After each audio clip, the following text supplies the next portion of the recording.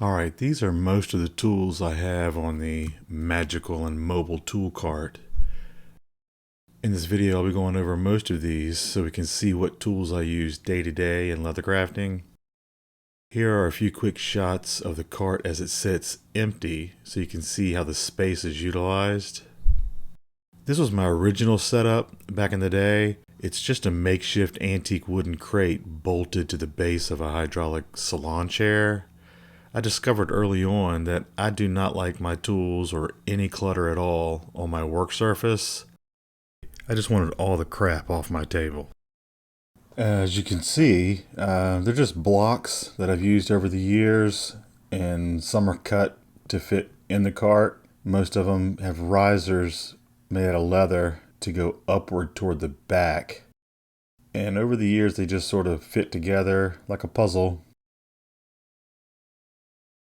And I've got pipes put in some of those to hold full spools of thread. I don't like opening drawers or doors, so I like them sitting right there where I can reach them. Now, one thing you might notice is that I have these going the short way on the cart instead of the long way. I access my cart from the side, not from the typical front. And let me back up a second and show exactly why that is. Hold on. So this is the workspace, roughly. You see here, this is where I work. That's where I sit. This is where I do dreadful computer administrative work. There's a tool cart. You see the space. I need to walk through here often. I've got the arbor press, my toolboxes, leather storage, cabinets. This is why the tool cart goes this way and not this way. And you probably just noticed in that clip a few more blocks. Alright, get ready to cringe because I'm sure some of you will, and it doesn't matter to me at all because I'm not changing anything. These blocks are just made from simple 4x4 pressure treated, yes, pressure treated boards, lumber. Just cut, and then I cut a bunch of angles and steps and drilled some holes, and they work perfect, of course, and there you go. And then also, if I really need to do some good carving, I'll get into some Barry King swivel knives instead of, well, let's just call these the other ones. Alright, let's get this show on the road and get to the tools. But real quick, before we get going to the tools, the actual cart itself, this is the cart, and I've got a link down in the description to this cart. The cart that I actually have here, it's perfect. Alright, we'll start on the front. I got this tray here that I've added. This tray, I'll show you that in a bit. This tray, rulers and bump jigs. If you're unfamiliar with the bump jigs, I've got a whole video on how to use them, how they will change your leather crafting forever, and they always need to be right on the front. I also have got a magnetic hook for quick rulers. Speaking of rulers, we're getting ready to come up with a really good centering ruler and some small rulers with some great measurements. Keep an eye out for that. But easy hook. Next up, front and center, got our arc punches, some half round punches, the two edge bevelers that I use the most, Barry King. Now if I need a different size Barry King, I've got 4 more back here. Handcrafted cobbler hammer from my son, Mascon Forge. Yeah, that's forged out of a railroad spike. I use this every day. Got an awl, leather rougher. Again, I've got 2 of those just in case. If one gets lost on the table somewhere and I need one quick, I don't want to go searching around. My son makes these, Mascon Forge. Thread scissors. If I need to hit anything really hard and don't want to mess up the surface of this one, I got that one sitting right there. And real quick, under here, under the main level, glue pot,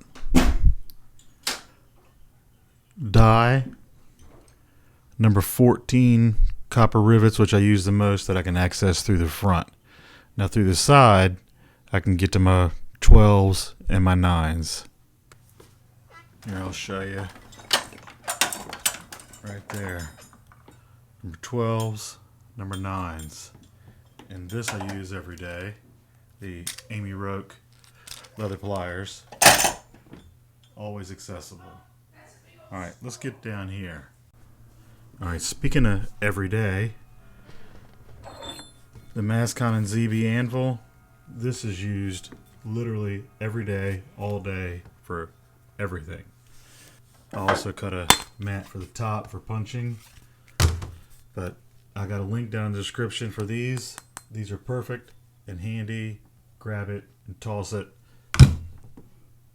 Perfect. And also the weights, the pattern weights. These are used for thousands of things all day. And I can just reach them and grab them, use them, and when I'm done, throw them back.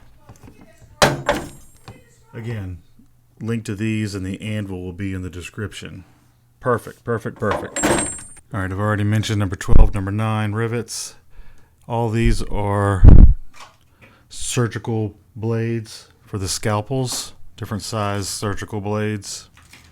We've got some brass, solid brass rivets back here.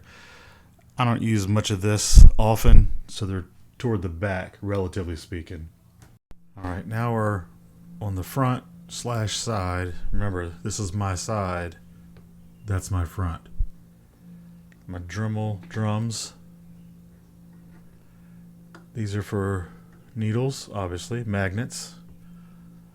So I can load up a bunch of needles. Easily accessible. Just grab them and throw them. We got some white mud, sharps for sharp blades, extra block that was cut off, and then thread that I don't have up top. Well, let's take a look up here. I keep my thread up here that I am in the middle of using or use often, but every once in a while I gotta get a different color, but it's there. Alright, pardon the shaky footage. One more magnet down here for blades. Easy accessible right there. These magnets are wonderful. They're made for cell phones and your dashboard, but I've even got some right there. So if I need needles, I've got needles pretty much everywhere. All right, here's a quick look at the reach. Everything is accessible, easy, especially all this right here in the heart. Thread that I'm using most recently. Need a Dremel, hammer, all of this. Now let's get into that. Starting on this end, for rivets, ball peen hammer. It's a light one. It's another long story. Knipex clippers, rivet setters. Again, my son Mascon Forge makes my setters for me. Got 14, 9, 12, and a backup as usual.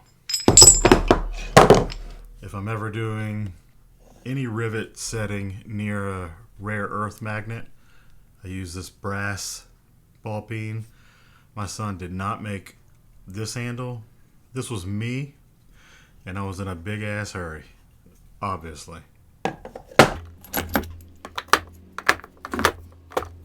Lighter for thread.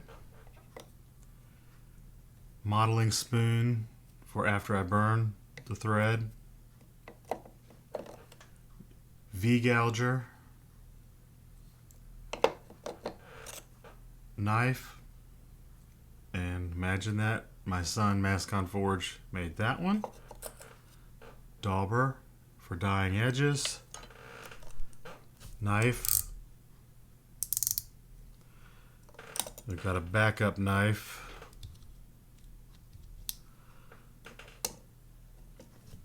For marking stitch lines.